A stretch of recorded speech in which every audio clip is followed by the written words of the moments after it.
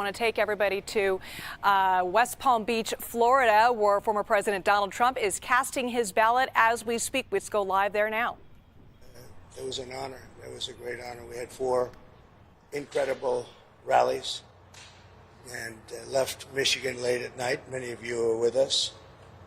And I hear we're doing very well. I hear we're doing very well.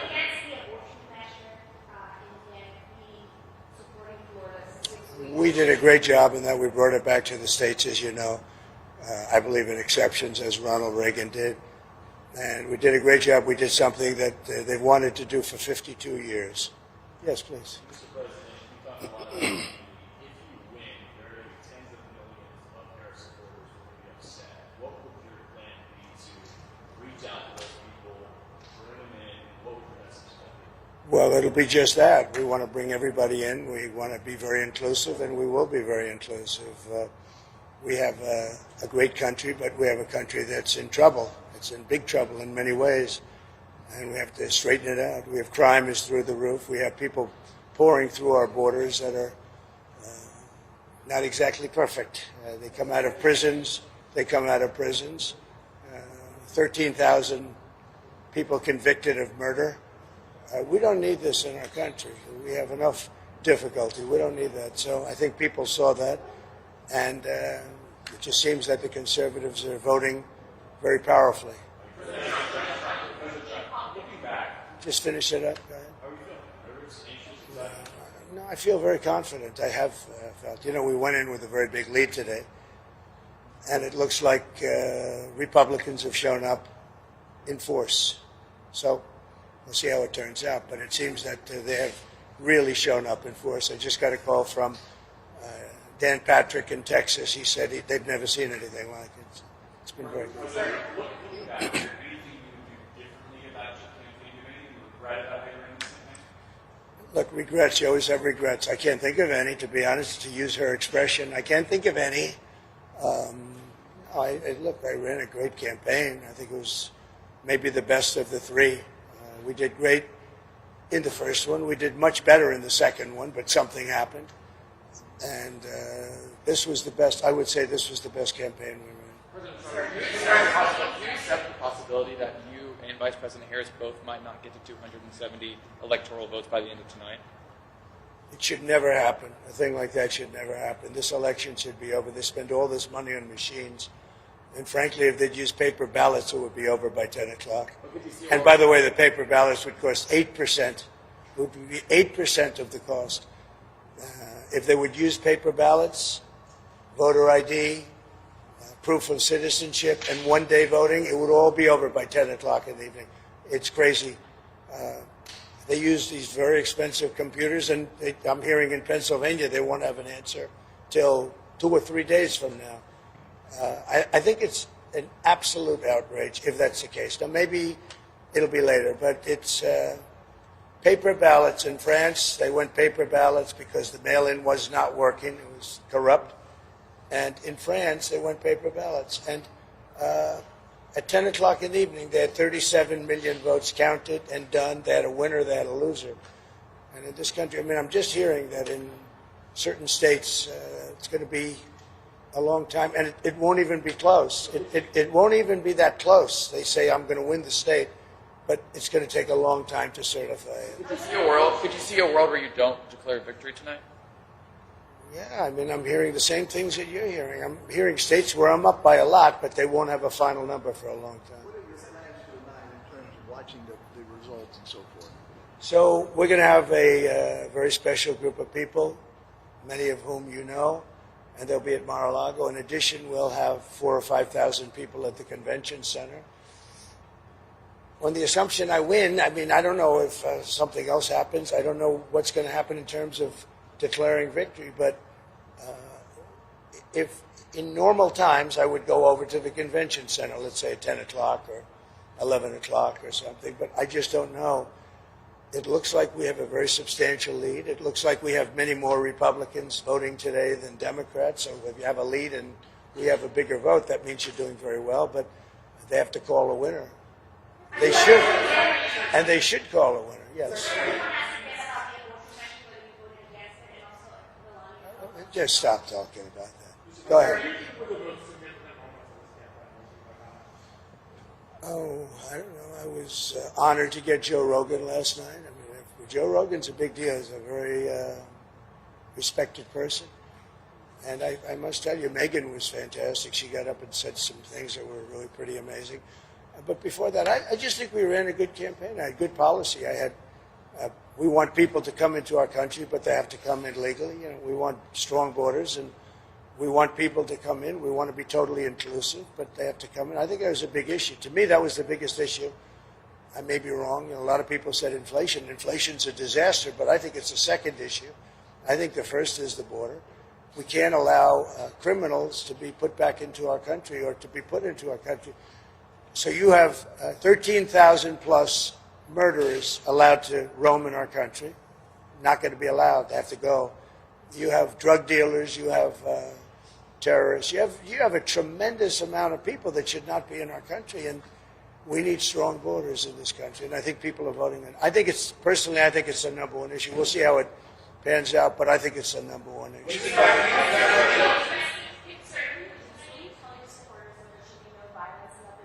I don't have to tell them that.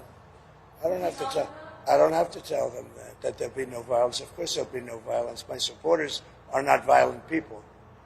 I don't have to tell them that. And I certainly don't want any violence, but I certainly don't have to tell. These are great people. These are people that believe in no violence. Unlike your question, you believe in violence. Go ahead.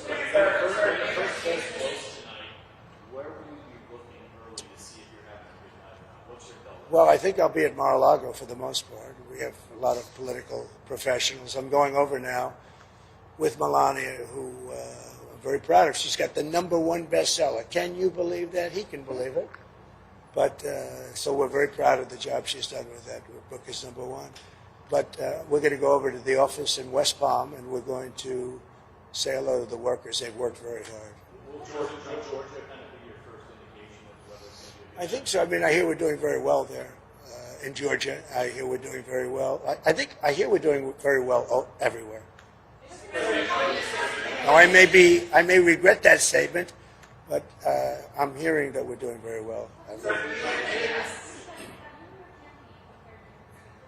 Would you go louder?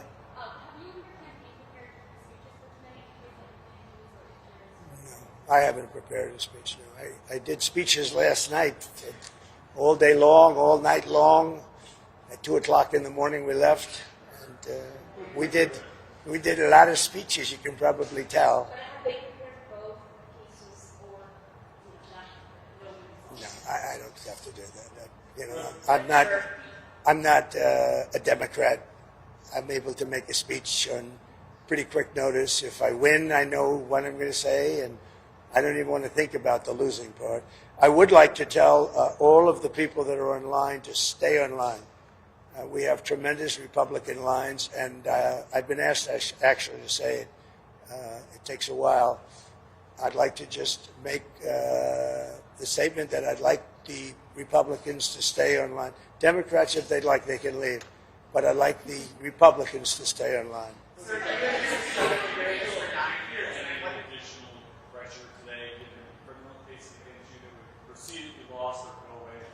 I have no pressure whatsoever. I'm winning big cases. Those cases are all being won. The biggest case was the Florida case, and it's been won. I appreciate your nice question. Sir, you and Mrs. Trump have been doing No this pressure whatsoever. for 9 years. Regardless of what happens tonight, is this your last campaign? Are you done after this? Yeah, I would think so. I would think so. How do you feel about it? Sad and very fulfilled. I think we're going to have a very big victory today. Mrs. Trump, how are you feeling? Very good, thank you. Thank you. If you win, sir, if you win, do you have a plan in place to start naming staff and cabinet officers? We have already a transition team, but I don't like talking about that until I find out how we do. I mean, So, how does this sort of prevent from Iran and sort of assassination attempts sort of shape your thinking on stuff, right? well, it doesn't. Look, we're not looking to do damage to Iran, but they can't have a nuclear weapon. So, you know, my terms are very easy. They can't have a nuclear weapon. I'd like them to be a very successful country, but they just can't have a nuclear weapon. Does it change the way you live, all the threats? Well, I think Secret Service has been a little bit tougher, to put it mildly. I see more machine guns than I've ever seen in my life. We're surrounded by, I feel very confident with Secret Service. I think they've stepped up. Look, for a long time, they didn't give us the help. They didn't give us the assets, as they say, the manpower, woman power. They didn't give it to us. And we'd have rallies. You saw the rallies, 50, 60,000 people. And I'd have less people than Joe Biden, who had 5 people show up. And I'd have 55,000 people show up, and I had fewer people than him. So they should have done a much better job. And frankly, the president should make a very strong statement to the outside world. Because How are you feeling about your team as you head into the last day? I think my team is incredible. Look, they say it's the best run campaign they've seen. Some people said it's the best run campaign they've ever seen. But in order to make that stick, you have to win. How do you feel compared to your past campaigns? Are you more confident now than you were about your team than you were in the last 2 races? My team, I'm very confident in. Many of them are the same players. As you know, Susie, a lot of the people are the same players. They've been very good. Mr. President, Oprah said at Harris's rally last night, quote, if we don't show up tomorrow, it is entirely possible we won't be able to count the ballot. Well, I think it's ridiculous. You know, Oprah, I was on her last show, or one of her last shows, and they picked the biggest people and all of that, and made a big deal. And I'm disappointed. I think Oprah's become a major divider in our country, and I think, frankly, she should be ashamed of herself. And you know who else should be ashamed? Fox. Because I've seen Oprah on Fox about 50 times making the same statement, and I think it's a disgrace what Fox does, because everyone thinks Fox is so pro-Trump. They're not pro-Trump at all. They've put Oprah on all morning long. That's all I see is Oprah. And, you know, I do Oprah very well. She's been at Mar-a-Lago many times. Roger King had his funeral. That's the head of King World, which was Oprah's mentor. And Oprah chose the location. She said, Mar-a-Lago is the most beautiful place. Would it be possible to have Roger's funeral at Mar-a-Lago in the ballroom? We did it. The only time I've ever had a funeral there. And I think Oprah should be ashamed of herself to say that. She should be ashamed. She knows me. She wanted to run with me as the vice president. She was going to be the vice president. She wrote me a letter. It's in the book. And now she goes and makes statements like that. She's a divider. And Barack Hussein Obama is a divider, too. There are people who are concerned that you didn't concede the election in 2020 when you lost. They're concerned that if you lost this election, you wouldn't concede again. What do you say to those people? I think they're crazy. If I lose an election, if it's a fair election, I'd be the first one to acknowledge it. And I think so far, I think it's been fair. I think there's been a lot of court cases. Both sides are lawyered up. Thousands of lawyers are involved. Thousands, can you imagine? And part of that is because we have too complicated a process. If we had a piece of paper, watermarked, you know that paper is more sophisticated now than computers. It's watermarked paper. It's unbelievable what happens with it. There's nothing you can do to cheat. And it costs you practically nothing to run. Think of it. We spend hundreds of millions and billions of dollars on these campaigns. You could do it for 8% of the cost and have accuracy, and we wouldn't have to be worried about when is Pennsylvania going to announce. It's really a shame. Last question.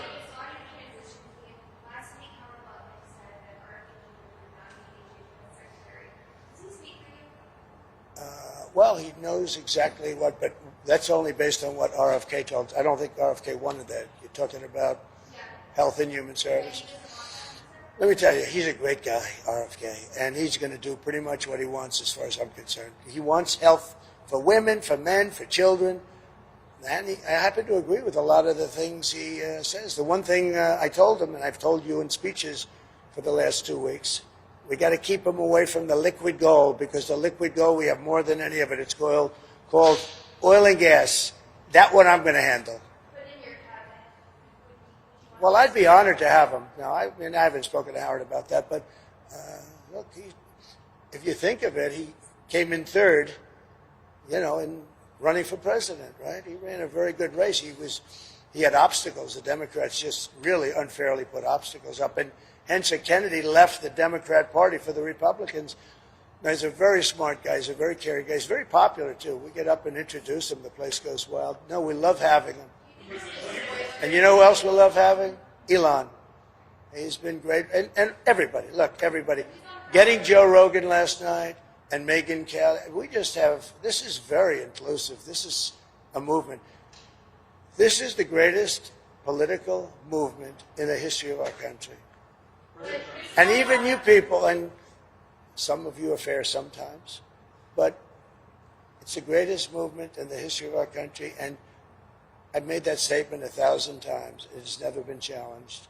It is the greatest movement, and we're going to make America great again. Thank you all very much. Thank you. Thank you. Nice to see you.